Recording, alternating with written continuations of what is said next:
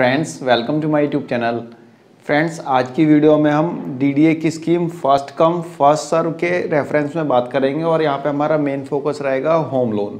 जी हाँ फ्रेंड्स, आज की वीडियो का मेन फोकस रहेगा होम लोन। फ्रेंड्स डीडीए की इस scheme first come first serve में बहुत से लोगों ने अपने फ्लैट की बुकिंग कर ली है, बहुत से लोग अभी कर रहे हैं और बहुत से लोग आगे भी करेंगे। फ्रेंड्स डीडीए की इस scheme first come first serve में फ्लैट की बुकिंग करने वाले लोगों में से 70% लोगों के दिमाग में बात यह है कि कुछ पैसे तो पड़े ही हैं, थोड़े पैसे लोन ले लेंगे और फ्लैट की कीमत पे कर देंगे और एक फ्लैट अपना हो जाएगा दिल्ली के अंदर। तो फ्रेंड्स जो लोग इस टाइप से सोच रहे हैं, यानी कि लोन लेने का सोच रहे हैं, उनके लिए वीडियो बहुत ज़्यादा इंपॉर्टेंट होने वाली है। आप लास्ट तक देखिएगा इस वीडियो को, आपको बहुत चीज़ें यहाँ पे पता चलेंगी जो चीज़ें आपको नहीं पता। ठीक है फ्रेंड्स, तो लास्ट तक इस वीडियो में बने रहिएगा। फ्रेंड्स यदि आप डीडीए के फ्लैट की पेमेंट लोन लेके करना चाहते हैं तो हम यहाँ पे इस लोन की कैटेगरी को दो भागों में बाइफरकेट करेंगे। जी हाँ फ्रेंड्स, दो भागों में लोन को बांटेंगे। पहला लोन रहेगा LIG कैटेगरी के फ्लैट्स के लिए, दूसरा लोन रहेगा EWS कैटेगरी के फ्लैट्स के लिए। तो फ्रेंड्स यहाँ पे आप लोग कहेंगे कि पागल है क्या यार, लोन भी कोई दो कैटेगरी का होता है, EWS और LIG ये कोई कैटेगरी है लोन की। तो फ्रेंड्स मैं आपको यहाँ पे क्लियर कर देना चाहता हूँ कि पहले आप इस वीडियो को पूरा देखिए। इस वीडियो को पूरा देखने के बाद ही आप स्वतंत्र हैं अपना कमेंट करने के लिए, अच्छा या बुरा जो भी है, लेकिन पहले आप इस वीडियो को पूरा देखिए। मैंने क्या सोच के इस वीडियो को बनाया है और क्यों इस लोन को दो भागों में बांट रहा हूँ, LIG और EWS। पहले इस वीडियो को देखिए। फ्रेंड्स डीडीए ने अपनी स्कीम में जो भी LIG या जो भी EWS कैटेगरी के फ्लैट्स निकाले हैं, सारे के सारे फ्लैट्स जो हैं फ्री होल्ड हैं, किसी भी तरह के लीज होल्ड या फिर किसी भी तरह के अनऑथराइज फ्लैट नहीं है, पूरी तरह से फ्री होल्ड फ्लैट है। और जैसा कि आपको पता ही है कि फ्री होल्ड प्रॉपर्टी पे इजीली लोन हो जाता है। तो फ्री होल्ड प्रॉपर्टी है तो बैंक को भी किसी भी तरह से लोन देने में इसमें किसी भी तरह की हेजिटेशन नहीं होनी चाहिए। बैंक तो खुशी खुशी लोन देगा क्योंकि फ्री होल्ड प्रॉपर्टी है। फ्रेंड जैसा कि मैंने आपको थोड़ी देर पहले ही बताया कि हम यहाँ पे लोन को दो भागों में बांटेंगे। पहला रहेगा LIG कैटेगरी का लोन, दूसरा रहेगा EWS कैटेगरी का लोन। चाहे आप LIG कैटेगरी के लिए लोन लें या फिर EWS कैटेगरी के लिए लोन लें, लोन अप्लाई करने से लेके लोन सैंक्शन होने तक का प्रोसेस सेम है, कोई फ़र्क नहीं है। तो आप बोलेंगे कि फिर ये बताई क्यों रहे हैं कि दो भागों में बांटा जा रहा है। बता रहा हूँ, पेशेंस रखिए कि दो भागों में मैंने क्यों बांटा। आप वीडियो को ध्यान से देखिए। तो यदि आप LIG कैटेगरी के लिए लोन ले रहे हैं या फिर EWS कैटेगरी के लिए लोन ले रहे हैं, दोनों का प्रोसेस बिल्कुल सेम है। सबसे पहले आपके पास डिमांड लेटर आएगा। अब प्रोसेस में चेंज कहाँ पर है वो मैं यहाँ पर बताऊँगा। ठीक है फ्रेंड्स, LIG कैटेगरी का हो या EWS कैटेगरी का लोन हो, यानी LIG कैटेगरी के फ्लैट्स के लिए लोन हो या फिर EWS कैटेगरी के फ्लैट्स के लिए लोन हो, सबसे पहले आपको इंतजार करना है डिमांड लेटर का। सबसे पहले आपके पास आएगा डिमांड लेटर। अपना डिमांड लेटर और अपने रूटीन के जो डॉक्यूमेंट्स हैं, रूटीन के डॉक्यूमेंट्स से मेरा मतलब है अपना ID प्रूफ, अपना आधार कार्ड, अपना पैन कार्ड, ये सब चीज़ें लेके आप जाएंगे अपने बैंक में लोन के लिए। भाई ये मेरा डिमांड लेटर आया है, आप इसमें लोन का करना है, मुझे पेमेंट करनी है डीडीए का, तो लोन के लिए अप्लाई करना है। प्रोसेस यही रहेगा, चाहे वो LIG हो या फिर EWS कैटेगरी का हो। तो लोन के लिए आप बैंक में जाएंगे तो डीडीए स्पेशल हाउसिंग स्कीम 2021 में जो प्रॉब्लम आई थी वो मैं यहाँ पे आपको बता देता हूँ। फ्रेंड्स डीडीए जो डिमांड लेटर भेजेगा उस डिमांड लेटर पर किसी भी तरह के कोई सिग्नेचर नहीं होंगे। डीडीए स्पेशल हाउसिंग स्कीम 2021 में डीडीए ने जो डिमांड लेटर भेजे थे उस पर कोई साइन नहीं थे, ना ही डिजिटली ना ही किसी तरह के भी कोई साइन नहीं थे। तो किसी भी डॉक्यूमेंट्स के ऑथेंटिकेशन के लिए ज़रूरी है कि उस पर साइन होना चाहिए, बट डीडीए ने सिंपली डिमांड लेटर अपलोड कर दिया पोर्टल पे और आपने वहाँ से डाउनलोड कर लिया। डीडीए के किसी भी तरह के ना कोई स्टैम्प थी, ना कोई साइन था, ना डिजिटली साइन थे, ना ही फिजिकली साइन थे, किसी भी तरह का कोई साइन वहाँ पर था ही नहीं। जब लोग लेके गए अपना डिमांड लेटर बैंक के पास लोन के लिए, तो बैंक ने बोला भाई इस पर तो कोई साइन ही नहीं है, हम कैसे मान लें कि ओरिजिनल है कि आपने अपना भी कंप्यूटर से बना लिया, ये तो फोटोकॉपी है। तो ये वहाँ पे दिक्कत आई थी। जी हाँ फ्रेंड्स, दिक्कत आई थी कि डिमांड लेटर पे आप साइन करवा के लाइए। लोगों से बोला कि भाई आप डीडीए के ऑफिस जाओ, वहाँ से स्टैम्प और साइन करा के लाओ, तब हम मानेंगे कि डिमांड लेटर ओरिजिनल है, उसके बाद हम आपके लोन के प्रोसेस को आगे बढ़ाएंगे। बहुत से लोगों ने बैंक को कन्विंस करने की कोशिश की, बहुत लोगों ने बैंक को कन्विंस कर भी दिया। जिनके बैंक कन्विंस हो गए, यानी जिनके बैंकर जो कन्विंस हो गए, उन्होंने लोन के प्रोसेस को आगे बढ़ा दिया। और जो बैंकर्स जो है कन्विंस नहीं हुए, यानी वो सेटिस्फाई नहीं हुए LOT की बातों से, तो उन्होंने अलॉटी को भेजा कि भाई अब डीडीए जाओ, डीडीए के ऑफिस जाओ, वहाँ से स्टैंप लगा के साइन करा के लेके आओ। तो लोग गए, अपना स्टैंप लगवा के साइन करा के लेके आए और बैंक को अपना डिमांड लेटर दिया। उसके बाद बैंक ने उनके लोन के प्रोसेस को आगे बढ़ाया। तो ये एक इशू आया था वहाँ पे। तो उम्मीद की जा रही है कि शायद इस बार डीडीए जो डिमांड लेटर दे उस पर डिजिटली साइन हो। ठीक है फ्रेंड्स, डिजिटली साइन होगा तो किसी भी तरह का कोई इशू आएगा नहीं आपका लोन प्रोसेस होने में। बैंक ये नहीं कहेगा कि इस पर साइन नहीं है, इसको साइन करा के लाओ, नहीं तो अननेसेसरी फालतू का एक चक्कर लगेगा। सारे बैंक नहीं कहते, बट मैक्सिमम बैंक्स ने कहा था।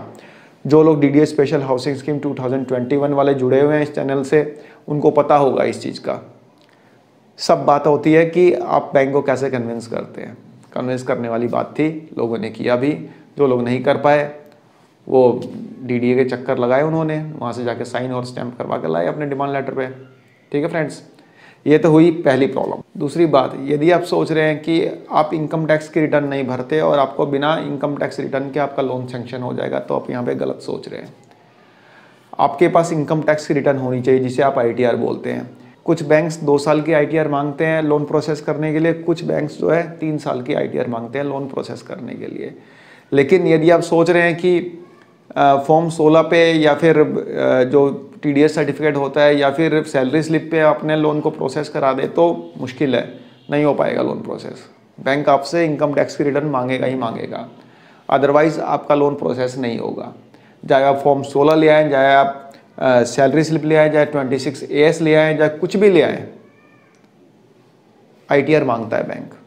यदि आपकी बैंक में बहुत ही अच्छी जान पहचान है तो हो सकता है बिना ITR के कर दे, सैलरी स्लिप पे कर दे, बट 99.9% बिना ITR के आपका लोन प्रोसेस नहीं होगा। इनकम टैक्स की रिटर्न कंपलसरी है, मिनिमम 2 साल या फिर 3 साल की। It depends on bank to bank. ठीक है फ्रेंड्स, यदि आप सैलरीड पर्सन हैं तो आपकी इनकम टैक्स की रिटर्न प्लस फॉर्म 16, और यदि आप बिजनेस पर्सन हैं तो भी आपकी इनकम टैक्स की रिटर्न प्लस आपके जो भी फाइनेंशियल होते हैं, जैसे profit and loss, balance sheet, trading account, ये सारी चीज़ें आपको, कंप्यूटेशन वगैरह, ये सारी चीज़ें आपको बैंक में देनी होगी लोन प्रोसेस कराने के लिए। अब फ्रेंड्स समझते हैं कि अगली दिक्कत आपको क्या आएगी। फ्रेंड्स, अब बैंक द्वारा डिजायर्ड जो भी डॉक्यूमेंट्स बैंक मांगता है, चाहे आपका डिमांड लेटर है या फिर आपके पैन कार्ड है, आपका आधार कार्ड है, सारे डॉक्यूमेंट्स आप कंप्लीट करके बैंक को दे देंगे तो बैंक आपके लोन को प्रोसेस करेगा। आपका लोन प्रोसेस होने के बाद आपका लोन सैंक्शन हो जाता है, और जब आपका लोन सैंक्शन हो जाता है तो सैंक्शन के बाद आपको एक सैंक्शन लेटर मिलेगा। बैंक आपको देगा sanction letter, loan sanction letter, और आपसे बोलेगा कि आप एक लियन लेटर लेके आओ। लियन लेटर या फिर लोग लीन लेटर भी बोलते हैं उसको, तो लियन लेटर लेके आओ। तो अब ये लियन लेटर क्या बवाल है, ये कहाँ से मिलेगा? फ्रेंड्स, ये लियन लेटर मिलेगा आपको DDA से। आपको DDA से लियन लेटर मांगना पड़ेगा। अब लियन लेटर है क्या चीज़, पहले तो ये जान लेते हैं। फ्रेंड्स, जो आप फ्लैट खरीदने जा रहे हैं उसका मालिक कौन है? DDA है ना, DDA बेच रहा है ना आपको। आप मालिक है DDA और उसके फ्लैट पे आप लोन ले रहे हैं, ऐसे कैसे? मान लीजिए मेरा पड़ोसी है, वो मेरे को घर बेच नहीं रहा, या फिर सपोज बेच रहा है, बोला ठीक है मैं आपको दे रहा हूँ, क्या बोलने से मैं उसके घर पे लोन ले लूँगा? क्या नहीं ले पाऊँगा ना। उसके लिए लियन लेटर DDA हमें देगा, और लियन लेटर हमें देगा ऑनलाइन। और कब देगा और कैसे देगा ये मैं आपको बताता हूँ। फ्रेंड्स, बैंक आपको देगा लोन सैंक्शन लेटर। उस लोन सैंक्शन लेटर को आपको DDA के पोर्टल पे अपलोड करना होगा। कहाँ करना होगा, कैसे करना होगा, ये सब बातें मैं आपको बताऊँगा इस वीडियो में नहीं। पहले यार डिमांड लेटर तो आ जान दो, उसके बाद की बात है, फिर भी आपको मैं यहाँ पर बता देता हूँ। आपको वो लोन सैंक्शन लेटर आपको DDA के पोर्टल पे अपलोड करना होगा और लियन लेटर का वेट करना होगा। DDA आपको लियन लेटर देगा, जिसको कि DDA की लैंग्वेज में PTM बोलते हैं। PTM मतलब परमिशन टू मॉर्गेज, यानी कि जो फ्लैट आपको DDA दे रहा है उसको मॉर्गेज की परमिशन देगा। बैंक को बेसिकली वो परमिशन देगा, तभी तो बैंक उस पर लोन देगा आपको। तो DDA आपको परमिशन टू मॉर्गेज लेटर देगा, और ये लेटर आपको ऑनलाइन देगा, और ये तब देगा जब आप लोन सैंक्शन लेटर अपलोड करेंगे। जो आपको बैंक लोन सैंक्शन लेटर देगा उसको आपको अपलोड करने पड़ेगा DDA के पोर्टल पे, और DDA को रेगुलर फॉलोअप करना पड़ेगा। ये नहीं कि आपने अपलोड कर दिया DDA अपना देगा, नहीं देगा, आपको परेशान हो जाएंगे। DDA स्पेशल हाउसिंग स्कीम 2021 में लोग बहुत परेशान हुए हैं, 1-1, 1.5, 2-2 महीने तक लगे रह गए हैं, नहीं मिला था।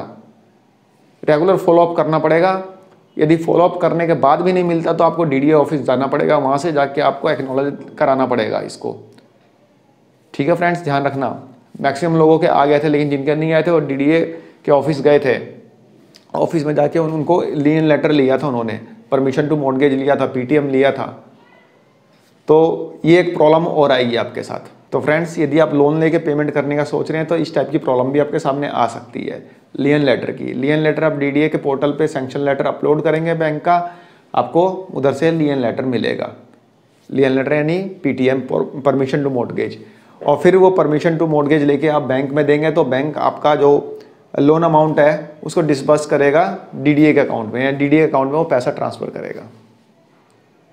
ये है प्रोसेस। नेक्स्ट जो आपको प्रॉब्लम आएगी वो आएगी आपको ईडब्ल्यूएस कैटेगरी के फ्लैट्स के साथ। यानी यदि आप ईडब्ल्यूएस कैटेगरी के फ्लैट के लिए आपने अप्लाई किया है या फिर बुक किया है और ईडब्ल्यूएस कैटेगरी के फ्लैट के लिए आप लोन के लिए अप्लाई करने जा रहे हैं, तो बैंक में जाएंगे तो बैंक आपको साफ मना कर देगा, हम भाई ईडब्ल्यूएस के लिए लोन नहीं देते।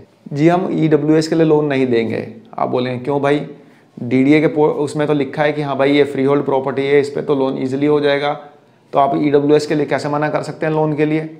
बैंक से आपकी बहसबाजी भी हो सकती है, भाई ये लोन क्यों नहीं दोगे, ऐसे थोड़े वो है, मेरे पास आईटीआर है, सारे डॉक्यूमेंट्स पूरे हैं, फिर आप कैसे मना कर सकते हो? फ्रेंड्स, इसके पीछे का रीज़न मैं समझाता हूँ। पहला रीज़न, जैसा कि आपको पता ही है कि ईडब्ल्यूएस कैटेगरी के जो फ्लैट्स हैं वो 10 लाख 12 लाख के फ्लैट हैं। 10 लाख 12 लाख में 90% बैंक आपको लोन करता है। यदि आपके सारे डॉक्यूमेंट्स पूरे हैं, आपकी इनकम सोर्स ठीक है, तो उसके हिसाब से मैक्सिमम 90% तक आपको लोन करेगा। सपोज डेट आपका 12 लाख का फ्लैट है और उस पर 90% लोन करता है 10,80,000 रुपये। उसमें आपके पास पड़े 5 लाख रुपए, आप सोचते हैं 5 लाख रुपए तो पड़े ही हैं, 5,80,000 ले लेता हूँ, बाकी का लोन ले लेता हूँ, मतलब 5,80,000। तो इतने छोटे अमाउंट के लिए बैंक आपको एंटरटेन नहीं करेगा, वो सीधा बोल देगा ईडब्ल्यूएस पे हम आपको लोन करते ही नहीं है। 6 लाख 7 लाख पे आपको एंटरटेन नहीं करेगा, उसलिए वो मना कर देते हैं। बहुत सारे लोगों के साथ ऐसा हुआ भी है। डीडीए स्पेशल हाउसिंग स्कीम 2021 में ऐसा हुआ है लोगों के साथ। तो फ्रेंड्स, लोन का अमाउंट छोटा होने के कारण भी बैंक ईडब्ल्यूएस कैटेगरी पे लोन देने के लिए मना कर देता है, कुछ ना कुछ बहाना डाल देता है। फ्रेंड्स, दूसरा सबसे बड़ा रीज़न ये है कि बैंक आपको लोन इसलिए नहीं करता ईडब्ल्यूएस कैटेगरी के फ्लैट्स पे, क्योंकि एज़ पर डीडीए टर्म्स जो ईडब्ल्यूएस कैटेगरी का फ्लैट है वो आप अगले 5 साल तक नहीं सेल आउट कर सकते। यानी 5 साल तक फ्लैट बेच नहीं सकते पोजेशन की डेट से। जब आप 5 साल तक फ्लैट बेच नहीं सकते और आपने उस पर लोन लिया है 10 लाख रुपए का और आपकी ईएमआई स्टार्ट हो गई, 1 साल तक आप ईएमआई ठीक ठाक भरते हैं भाई, ईएमआई आपके पास पेमेंट आती है, आप पेमेंट करते जाते हैं बैंक को।